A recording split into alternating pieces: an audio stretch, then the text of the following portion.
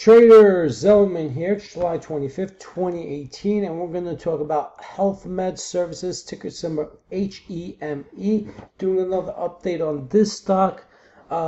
Once again, you can follow me on Twitter at Trading Teacher or go to my site, thetradingteacher.com.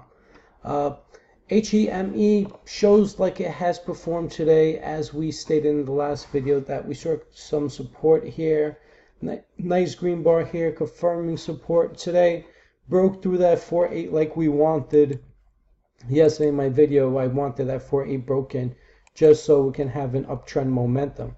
And it does look like it's doing just that. We have a little resistance right here, as you can see, the trend line at 0.0060. If this breaks, it could trail back up to about penny, maybe 0.011. We'll see if it breaks through this resistance at 0.012.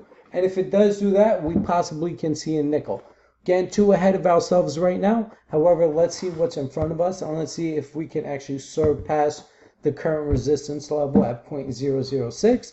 If so, then we'll be eyeing the 0.01 resistance level, and we'll see what happens once it gets there. Once again, this is Zellman at Trading Teacher on Twitter. You can go to our site, www.thetradingteacher.com.